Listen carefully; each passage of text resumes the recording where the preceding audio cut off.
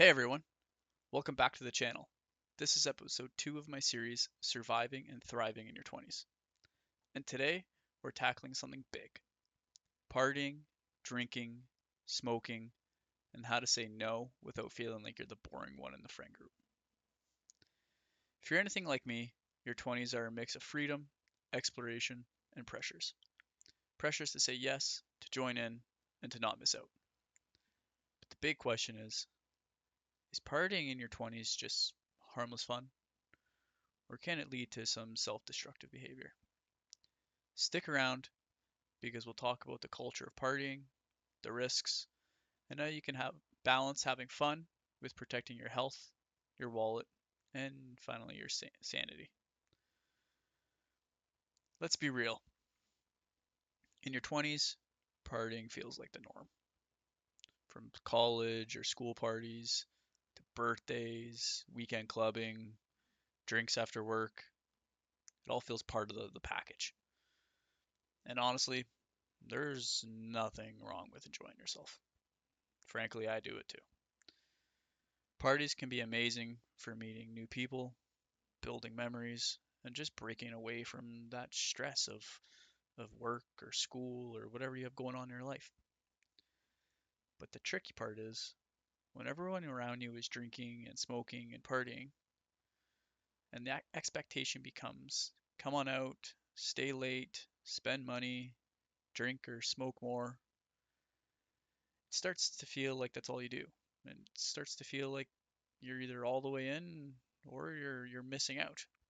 And that's kind of what leads to the FOMO. But there's the other side of it. Sometimes there's risks associated that don't show up right away. Too many nights out can mess with your sleep, can drain your energy, and over time, that impacts your body more than you think. You'll get sick more often, you'll be less focused at work, less focused at school, and that starts to creep up on you. Repeated behavior like this really does add up and slowly impacts your health. Going out often includes buying drinks, Uber rides, late night food for the munchies, and these costs add up fast. Spending even $25 on an appetizer and a drink twice a week is almost like 2,600 bucks a year. And $25 for a night out is super easy to spend. I know when I go out with my friends or with my girlfriend, I'm easily spending over like $100 that night. And that's just not a few nights out.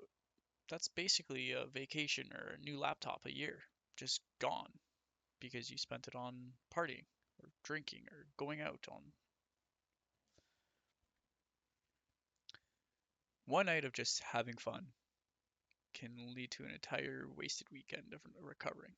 If that becomes a pattern, suddenly months are slipping by with you not working on your goals or even something as simple as hitting the gym.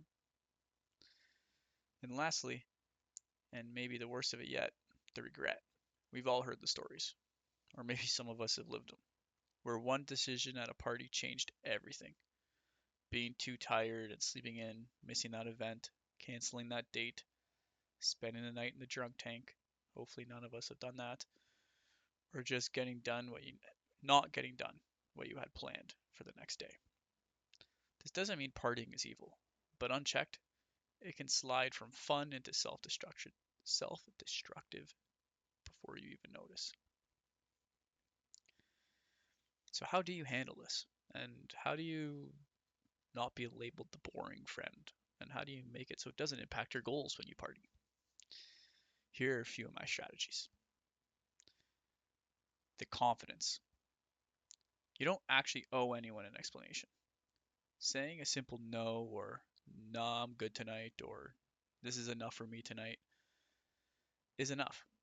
The more confidently you say it, the less room people will have to push and try and convince you otherwise. In the planning stage, you can offer an alternative. So just hanging out in a way that doesn't center heavy around drinking or smoking. Game nights, hikes, dinners. These can still be fun, but there's no added pressure to spend more money or, you know, really indulge in smoking or drinking. Or you could just show up to the event that they have planned, but do it on your own terms. You can be part of the night and have fun, but do it without overdoing it. Have one or two drinks, or bring some water, or grab a pop. You can still go out, dance, socialize, do whatever the event is. And you'd be surprised how little people really notice what you're drinking and what's in your cup. And then, kind of finally, you want to set your boundaries early. If you know you're not going to want to drink, make sure you tell that to your friends. Maybe offer to be the DD. That's an easy way. Everyone's always looking for rides, using Ubers or ride shares, and if you're willing to drive, you can't drink. The key is realizing you're not lame for saying no. You're actually just protecting your energy and your priorities. So this doesn't mean you never need to party again. The balance is the magic word here. Maybe you go out once in a while, but you don't let it derail your goals. Maybe you're the type who loves music festivals, but prefers quiet weekends otherwise. The trick is making sure you're in control, not the other way around. If partying adds to your life, great. If it starts taking more than it gives, then that's a signal to step back and self-reflect. Self-reflecting on partying is especially important during that school exam season or maybe that busy season at work. And here's a quick story from my own life. I was working my first job post university. Um, we'll call it my first adult job, where I had to wear a suit, had real responsibilities, and had people counting on me. One week, it was Wednesday, and it's cheap night at a local bar. So me and a few friends and some people from work went out and partied it up. We ended up sleeping in the cars in the parking lot of work.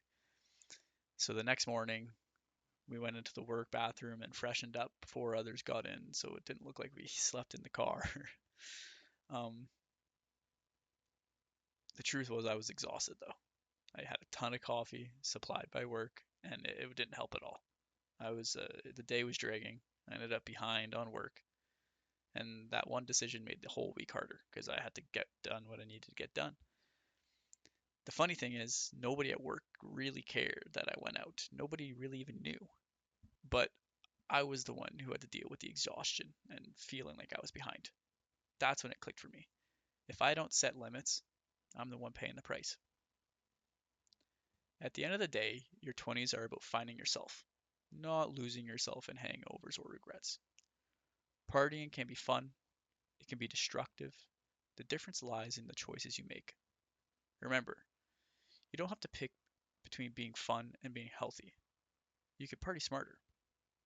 So next time you're faced with a choice between a red solo cup and a water bottle, just know you get to decide what works best for you in that moment.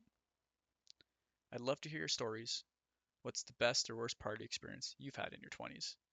Drop it in the comments. I read all of them and I do try to reply to them all. And if you found this helpful, hit like, subscribe, and stick around for more real talk on navigating your 20s.